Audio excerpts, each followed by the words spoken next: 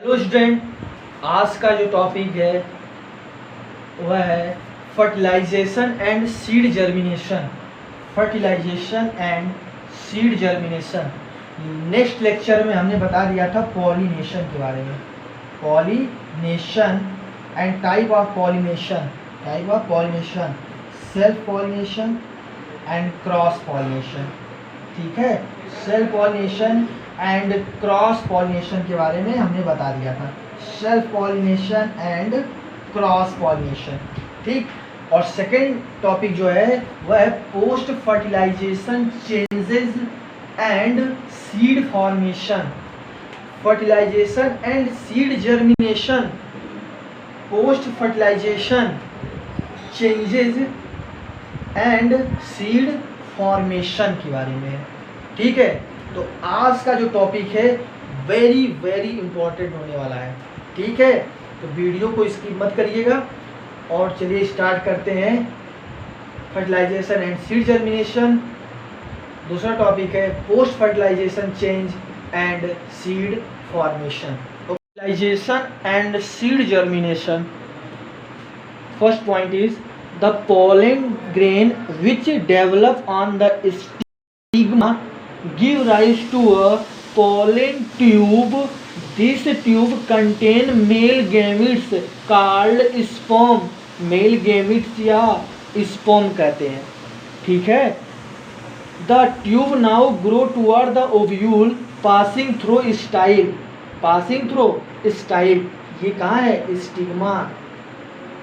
Next video में बताया था मैंने, इसे हम कहते हैं स्टिग्मा। ये होता है स्टाइल और ये होते हैं ओवरी। ठीक है, तो जो पोलन ग्रेन होता है वो स्टिग्मा पे आके स्ट्राइक करता है, चिपकता है। ठीक, अटैक करता है। अब स्टिग्मा पे जैसा होता है, स्टिग्मा कैसी होती है?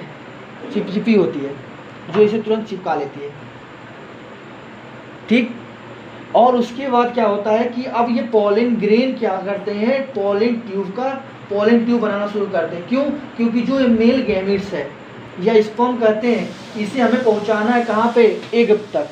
ठीक है, तो the tube now grow toward the ovule passing throw किस तरीके से पास हो रहा है? स्टाइल से।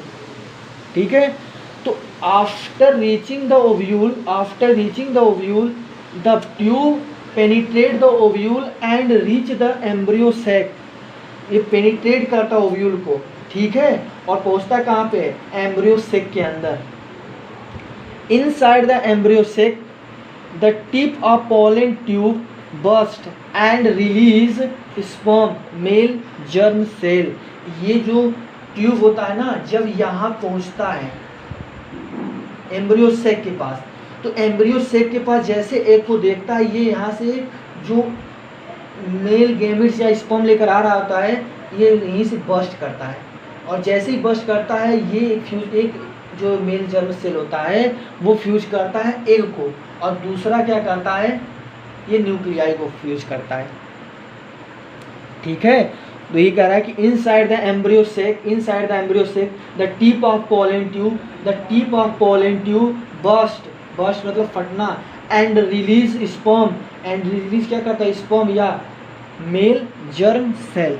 ठीक है, ये देखिए लिखा है पोलन ट्यूब। दो पोलन ट्यूब आ रहे हैं, ये दोनों क्या हैं? इन्हें कहते हैं दो स्पर्म है या मेल गैमेट्स हैं। और ये क्या हो गया? ऊपर वाला ओव्यूल। ठीक है, ये पूरी की पूरी क्या हो गई? एम्ब्रियो सैक हो गई। ठीक, इस एग सेल को क्या कहते हैं? Female gamete. एक बार फिर, pollen grain, stigma, style and ovary. ठीक, पोलन ग्रेन ये जो होता है, ये मेल जर्म सेल कहते हैं। डिवाइड करते हैं, बनाते हैं टू मेल गैमेट्स या स्पर्म। ठीक है, ये जो इंड होते हैं इन्हें कहते हैं chalazal end and this is micropylar end. ठीक, इसे हम इलेबोरेट करें थोड़ा। ये ऊपर वाले को क्या कहते हैं हम? Antipodal cell.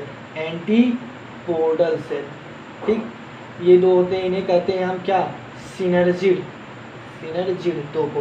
बीच वाले को क्या कहते हैं? एग सेल या फीमेल गैमिट्स, या क्या कहते हैं फीमेल गैमिट्स, ठीक है, और ये होता है nuclei,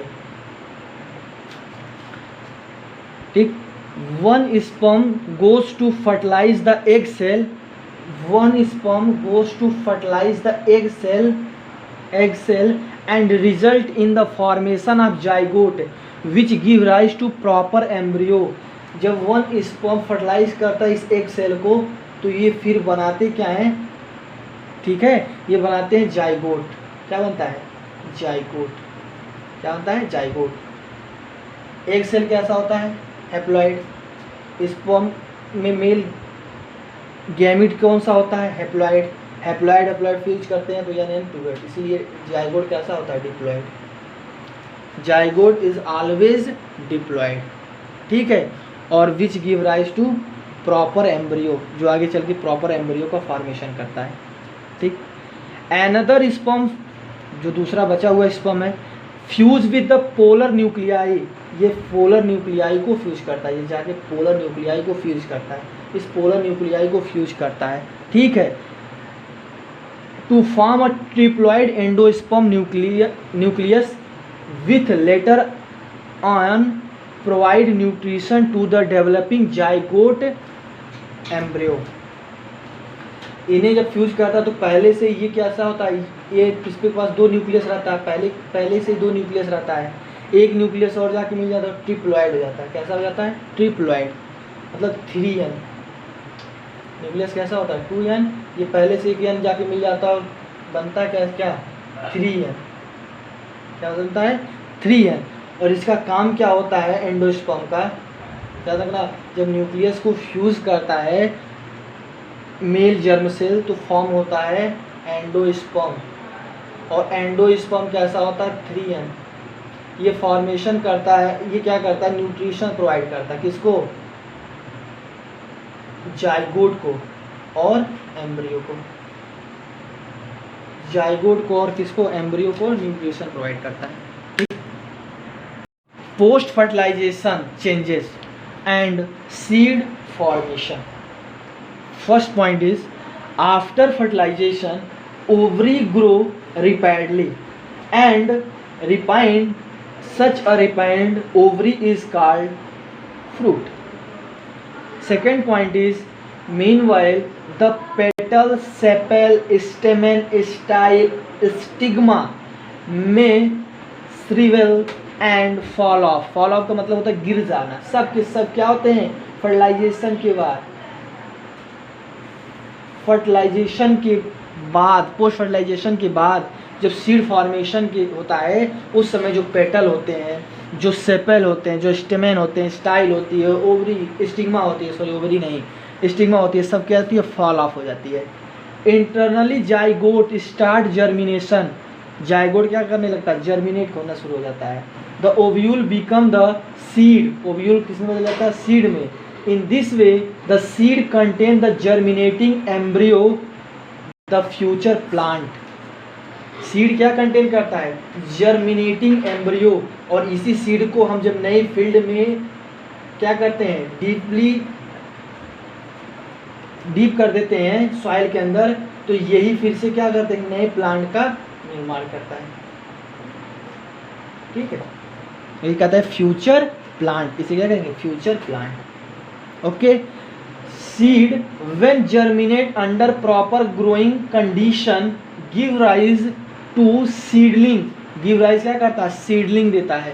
seedling contain two important structure, plumule and radicle. ऊपर वाले को क्या कहते हैं, प्ल्यूम्यूल, जैसे स्टेमेन बनता है, स्टेम बनता है, लीफ बनते हैं, ठीक है, और रूट वाले पार्ट को कहते हैं रेडिकल, ठीक। ये सीड से जर्मिनेट होते हैं। दो इंपॉर्टेंट पार्ट, ऊपर वाले को कहते हैं प्ल्यूम्यूल और नीचे वाले को कहते हैं रेडिकल।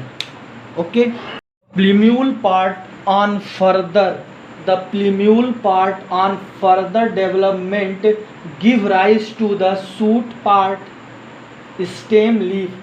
जब सीड को हम डीप कर देते हैं किसके अंदर, सॉइल के अंदर, तो दो इंपॉर्टेंट पार्ट ग्रो होते हैं। पहला होता है प्ल्यूम्यूल, दूसरा होता है रेडिकल, ठीक है। तो प्ल्यूम्यूल पार्ट से राइज होता है शूट पार्ट, जिसे हम स्टेम, लीफ बताए, ऑफ द न्यू प्लांट, ठीक है। On the other hand, the radical part give rise to the root part of the new plant. New plant के लिए रूट डेवलप करने का काम कौन करता है? रेडिकल. और स्टेम लीफ को डेवलप करने का काम कौन करता है? प्लीम्यूल. ठीक है. Fruit is a refined ovary. Female germ cell is located inside the ovary. Female germ cell located कहाँ होता है? Inside the ovary. ओवरी के अंदर.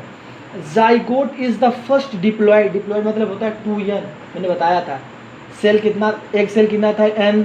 मेल जर्म सेल कितना था? n. बना था 2n. क्या था? जाइगोट. ठीक है. जाइगोट के बाद क्या बना था? एम्ब्रियो. ठीक है. एम्ब्रियो से बना था seed. The zygote is the first diploid cell which form after fertilisation.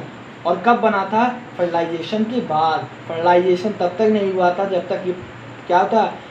Pollen tube bast नहीं किया. पोलन ट्यूब जैसे बस्ट किया ये पहुंचा एक सेल के पास. एक सेल को जैसे ही फ्यूज किया फर्टिलाइजेशन कंप्लीट हुआ और एन मिलकर 2n का बनाए जिसे हम कहते हैं जाइगोट.